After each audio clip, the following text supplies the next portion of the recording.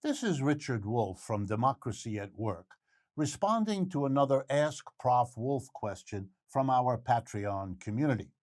This question comes from Mixomop, self-identified person who sent in a question.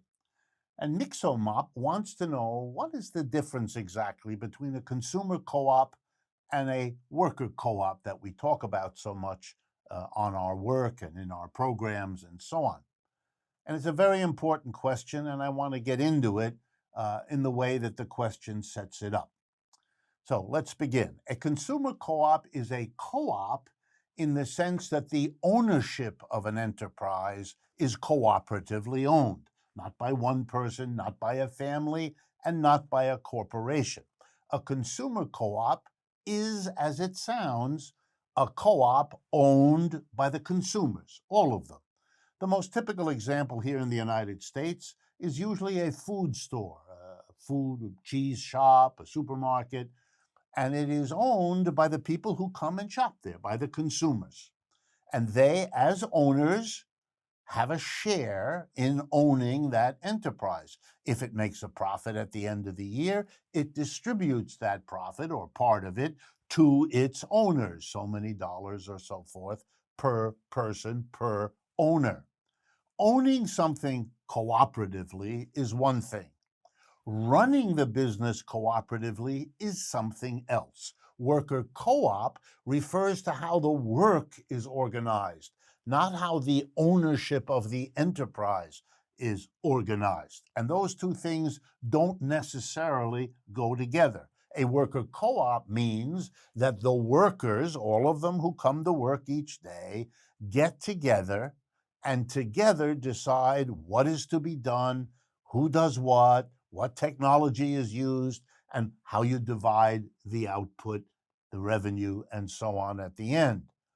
You could have a worker co-op owned by an individual. You could have a worker co-op owned by a group. You could have a worker co-op owned by shareholders.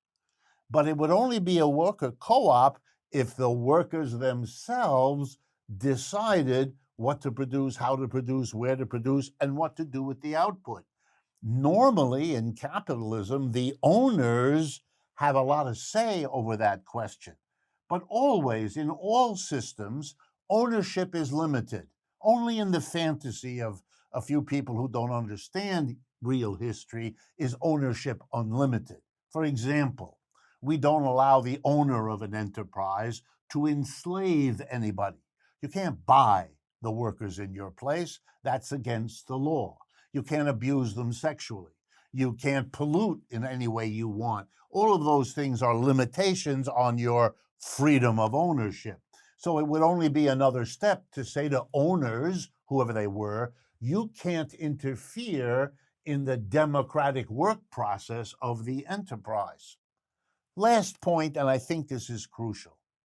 If you like worker co-ops and if you like consumer co-ops, they can work together. You could have an enterprise in which the consumers own, let's say, the food market, but also believe in allowing the workers there to own and operate their own business. How would you work that out? And the answer would be an arrangement would have to be reached between the worker co-op as an entity and the consumer co-op as an entity. And they would have to, for example, agree that if something done in the workplace impacts the owners, then they get a say in it. And likewise, if something the owners want to do with the enterprise impacts the workers' democracy running the business, then that has to be worked out. They can be co-respective. Each can have a veto power over certain decisions made by the other. If the will is there, if the commitment is there, these problems can be worked out, but it's important to keep in mind the difference between a consumer co-op and a worker co-op. Last point. In the United States, we have many consumer co-ops. We have many fewer worker co-ops. It would be a big step if the consumer co-ops understood that a worker co-op is something else and were supportive for the workers in that supermarket or food store or whatever it is, be supportive of them setting up a democratic worker co-op for themselves. I want to thank all of you for making these questions up, sending them to us, and ask you all to partner with us in spreading the word, sharing these videos, because that's how we can reach more people and shape the understanding and direction of the United States. And of course, if you can support us in financial ways as well, going to our website is a wonderful way to do that. Thank you.